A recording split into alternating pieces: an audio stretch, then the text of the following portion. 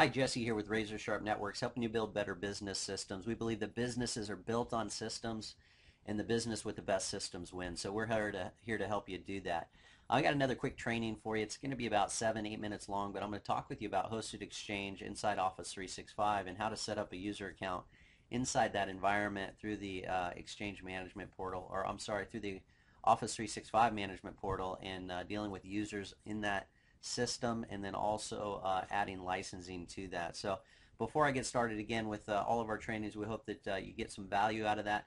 The way to do that primarily is get yourself in a peak state, gather some information, and hopefully you'll be able to apply this to your business to be more productive and more effective. I got a quick training for you on host exchange management in a multi-domain environment.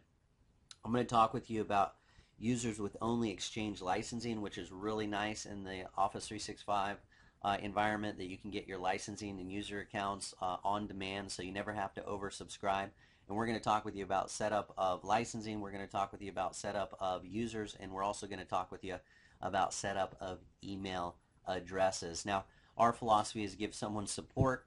You support them for a day. You give someone knowledge. You support them for a lifetime. So, and again, that's a tweetable for you. So if you want to share that on Twitter, we would appreciate it. But I'm going to jump right into this. Go ahead and get yourself in a peak state. Put that cell phone on stun.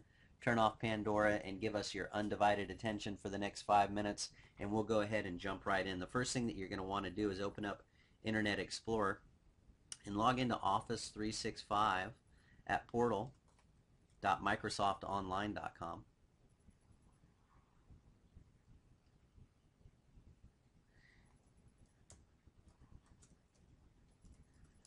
And you log in with your user credentials to the Office 365 end user admin portal.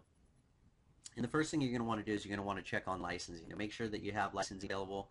I know that in this circumstance we do have licensing available. As you can see here, once I select licensing, I get an overview of my licensing. We have 5 users with the Microsoft Office 365 E1 SKU, and then we have 1 user license with Exchange Online Plan 1 that is not assigned. Since in this environment we're going to add an Exchange environment, an Exchange user and licensing, we know that we have 1 valid license that has not been assigned, so licensing has been taken care of.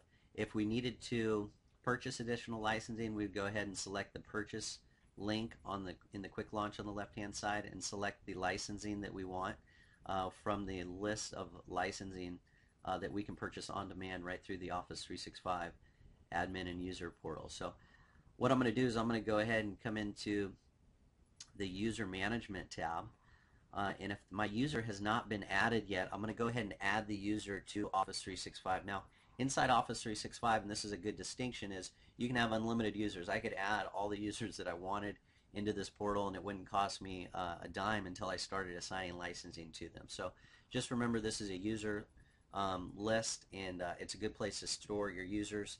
And then what you can do is, as you need to add those users to your account, you can go ahead and do that and add licensing to those users, and you won't get billed until you do add that licensing. So that's a good distinction. But I'll go ahead and quickly create a new user account.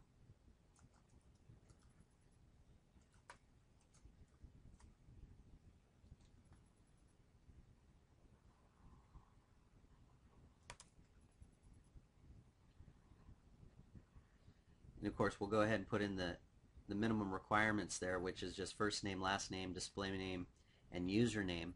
Now if you've added multiple domains to your system, they'll go ahead and be available in this drop down box here. And as you can see, we have 3 domains, and then we have the Microsoft Online default domain as well, and we can create an email address at any one of those 3 domains. So it's very easy for us to do that, and we'll get into how to add domains in a later training, but we'll go ahead and just add the domain for the email address that we want to create.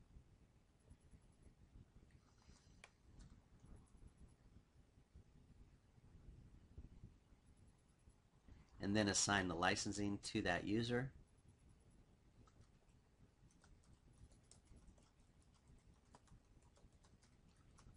And then we'll go ahead and send an email notification to the admin of the account so that they have a record of it.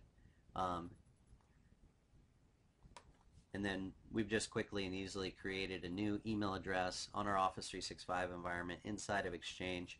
And now they can go ahead and set up their Outlook web access, Outlook, and also their cell phones on that so that they can get access to their emails, calendars, tasks from virtually any device. So that concludes our training for today. Hopefully you found it valuable. If you did, please leave your comments below. If you didn't and or you have questions, go ahead and leave those below as well. If you're looking at this on one of our blogs or syndicate sites, and we'll get those answered for you so that you can be more productive in your business. To the right here, if you're watching this on our video blog, go ahead and sign up for our newsletter so that we can stay in touch. We have unique content for you.